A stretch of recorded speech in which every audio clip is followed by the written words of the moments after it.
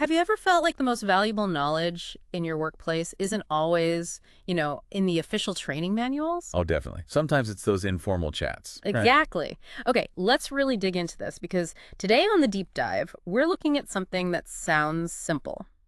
The brown bag session. Uh-huh. Lunchtime learning, basically. Well, yes and no. Our goal isn't just to define it. We want to give it a full 360-degree analysis look at it through economic, sociological, historical, and technical lenses. And explore why it's relevant way beyond just, say, agile teams. We've got some really interesting perspectives lined up. We do, and believe me, it's much more than just, eating a sandwich while someone clicks through slides. There's real depth here. Absolutely. And a key insight, I think, is how this thing with really humble origins, I mean, literally bringing your lunch in a brown paper bag. Right, mid-20th century vibes. Totally. How that simple act grew into a genuinely impactful tool for companies. That term, brown bag, it takes you right back there. Informal workplace chats, people bringing their own food. Yeah, it wasn't some, grand corporate strategy from the top down. Not at all. And here's where it gets interesting. These casual talks, they slowly started getting a bit more structure. And they really took off in the tech world and specifically within agile circles back in the late 90s, early 2000s. Which makes perfect sense, doesn't it? Yeah. Agile is all about collaboration, continuous improvement. Exactly. So this kind of organic peer-to-peer knowledge sharing was just a natural fit. It slotted right in. And if you look at the bigger picture of learning, brown bag sessions fit right alongside things like lunch and learns or communities of practice. Right, that move towards more peer-driven learning. Exactly. It's learning that isn't just dictated from management. And now, well, digital tools have just supercharged this, haven't they? Oh, completely. Teams can connect and share stuff even if they're scattered all over the place. So let's switch gears a bit. Talk about the money side. Economically, these sessions look incredibly efficient on the surface. They do, don't they? Minimal direct costs because employees are learning during lunch breaks they're already paid for. It almost feels like free learning for the company. Well, free might be stretching it, but the insight from an economic view is how these seemingly low-key sessions act as a real force multiplier for knowledge inside the organization. Okay, unpack that a bit. Force multiplier. Yeah, I mean, you're taking that already compensated time lunch breaks and turning it from passive time into active learning. Right. Which leads to a surprisingly high return on investment, or ROI. Think about better knowledge retention, for starters. Makes sense. If a colleague shows you something practical, it probably sticks better than some formal training module. Precisely. And then there's skills diversification. This is a big one. Ah, spreading the knowledge around. Exactly. So imagine you've got a DevOps engineer, right? And they do a brown bag on their CI/CD pipeline, the automated way they get code changes out. And they share that with the QA team, the testers. Suddenly, you've chipped away at those knowledge silos. The QA team understands more. Maybe they can even help troubleshoot. You're less reliant on that one DevOps person. That's a fantastic point. Reducing those single points of failure, those bottlenecks. Yeah. And it's not just preventing problems. It's also about sparking new things. Innovation. How so? Well, just exposing people to different perspectives, different ways of working, it can really get ideas flowing. Sort of reminds me of 3M's old 15% time policy. Oh, yeah, where people could work on their own projects. Right. Brown bags offer a similar kind of informal space for ideas to just bump into each other and maybe create something new. That cross-pollination effect. Exactly, which raises a fair question. Yeah. How do you actually measure the impact of this informal stuff? Good question. It's not like tracking course completion rates. True, but you can see increased organizational efficiency. When knowledge flows more freely from the ground up, maybe you need less formal external training. Okay, that's a tangible saving. And here's something interesting. It can even affect how long people stay with the company. Employee retention. Really? How? Well, studies like that LinkedIn one from 2023 show that employees who feel they have opportunities to grow and learn are significantly more likely to stick around. 34% more likely, I think it was. That's the one. So these sessions, they feed directly into that sense of development, that feeling of growth. Okay, I see the connection. Of course, the counter argument is the time cost. Employees are spending time in these sessions. Absolutely, there's an opportunity cost. You can't ignore that. But when you weigh it against those long-term gains, like maybe faster onboarding for new people because colleagues can share tips, or less money spent on external consultants. Right. Then it starts to look much more like a strategic investment rather than just a cost. Okay, that makes sense. Indeed. Now, if we shift perspective again, look at it sociologically.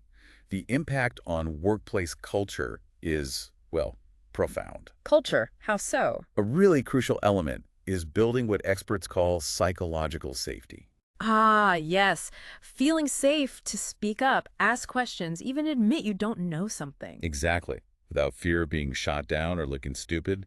Google's Project Aristotle, remember that? Yeah, they found it was the #1 factor in high-performing teams. Precisely. And if people are scared to ask questions or share half-formed ideas in a brown bag, well, it's just not going to work as a real learning space, is it? No, it becomes performative, so creating that safe environment is key. Totally. And it's not just about feeling safe. It can also help flatten hierarchies a bit. How do you mean? Think about a more junior person presenting something they're passionate about or skilled in, maybe to senior leaders Yeah. in that informal brown bag setting. That is powerful. It gives them visibility, validates their expertise. Right. It fosters inclusivity. You see models like Spotify's guilds, these cross-team groups, sharing knowledge. They tap into that same idea, breaking down barriers. And what about just community? Especially now with so many remote or hybrid teams. Oh, that's a huge aspect.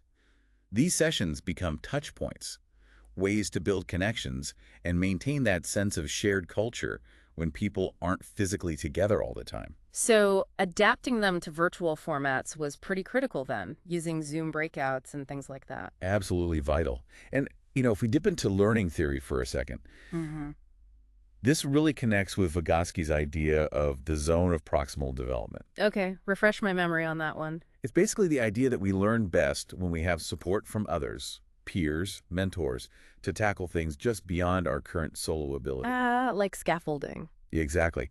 That peer-to-peer learning in a brown bag provides exactly that kind of support. Yeah. People helping each other grasp new things. Nice connection. And you mentioned inclusivity earlier. This seems like a great way to encourage diverse voices too, doesn't it? It really does. It gives a platform to maybe people from underrepresented groups to share their unique expertise and perspectives. Which benefits everyone, enriching the whole organization. Without a doubt. Okay, so let's pivot to the technical angle. Right, the nuts and bolts. The practical skill development you see in these sessions, especially in, say, Agile or DevOps teams, is often really immediate and applicable. Like what specifically? Well, you might have sessions focused on specific tools, new frameworks, maybe someone walking through a tricky bit of code. Real hands-on stuff. Yeah.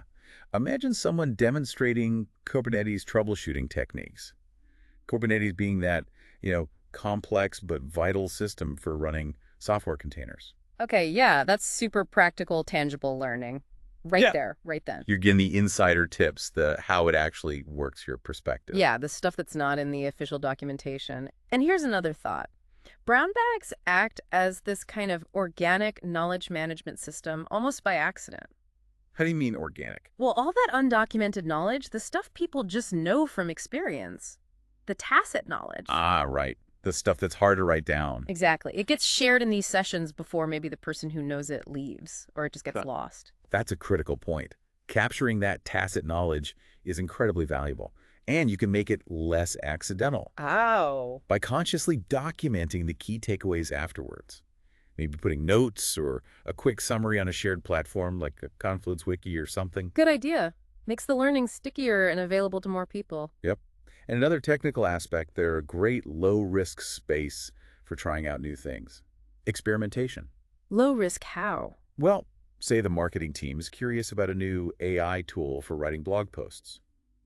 Doing a quick demo and discussion in a brown bag is much lower stakes than launching a full pilot project. Right, you can gauge interest, get initial feedback, see if it's even worth pursuing further, like AI prototyping on the cheap. Exactly. And this isn't just a tech industry thing, is it? We see this pattern everywhere. No, absolutely not. You mentioned healthcare earlier. Surgeons discussing, say, new robotic surgery approaches. Or even in education faculty, sharing Oh. tips on using, ChatGPT effectively in their teaching. Yeah, or different departments collaborating. So let's talk application. We've touched on Agile a lot. Right. And within Agile, they're used for all sorts. You might see them used for elements of a retrospective digging into a specific issue. Or sharing knowledge about a new feature or a specific technology the team is using. Product demos, too. It Yeah. really helps build that shared team ownership and understanding across different roles, developers, testers, product owners. That cross-functional learning piece again. Yeah, fundamental to Agile. But the real power seems to be its adaptability, right? It's not just an Agile technique. Not at all. Think about healthcare again. Those case reviews, like tumor boards, where different specialists weigh in on complex cancer cases. That's basically a high-stakes brown bag session, isn't it? Pretty much. Or even discussions around policy updates, like making sure everyone understands new IP privacy rules. Okay. And education. Faculty development is a big one. Sharing teaching strategies. Or departments working together, like maybe STEM faculty, collaborating on designing project-based learning units. Makes sense. What about typical corporate training? Yep, applies there too. Could be soft skills workshops, maybe on conflict resolution run by peers. Yep. Or leadership development, practicing storytelling perhaps. Even law firms? Sure. You could have lawyers analyzing a major new court ruling together over lunch. Yeah. Or getting a quick tutorial on some new litigation software someone's figured out. Wow. Okay, so it's incredibly versatile. But if it's so great, what makes one session work well while another one maybe flops? Good question. That brings us to some key strategic points. What makes them succeed? Yeah, the success factors. Well, number one, I'd say, is voluntary participation. It needs to feel like an opportunity, not an obligation. Right, like those Atlassian ship-it days people want to do them. Exactly. It thrives on that opt-in energy. Second, the topics have got to be clear and, crucially, relevant to the people attending. No random subjects. Tailored content, like that generative AI example for content teams. Perfect example. And third, facilitation matters. It needs to be inclusive, meaning ensuring everyone feels they can contribute, ask questions. Maybe rotating who hosts or facilitates can help keep things fresh, too, like some companies do with mastermind-style sessions. Okay, so voluntary, relevant, inclusive facilitation. Got it. What about the potential pitfalls? The risks? Well, the big one is if they're done poorly, they just feel like another meeting you're forced to attend during your lunch break. Yeah, that kills the vibe immediately. Right. Leads to total disengagement. There's also a risk of burnout if they happen too often or feel crammed into packed schedules. So finding the right cadence is important, maybe like Spotify limiting certain internal events. Exactly. Be mindful of people's time and energy.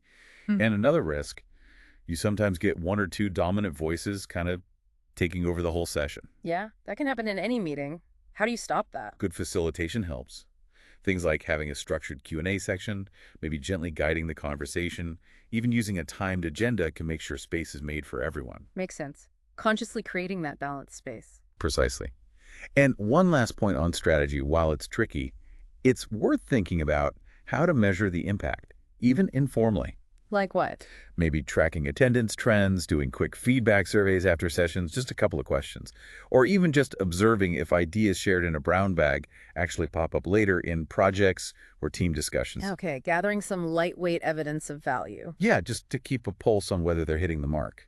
So when we pull this all together, stepping back, it's really clear that brown bag sessions are way more than just informal lunch meetings. Oh, absolutely. They're this surprisingly dynamic, multifaceted tool. With real economic value, significant sociological impact, interesting historical roots, and clear technical applications. Especially important in today's world, right?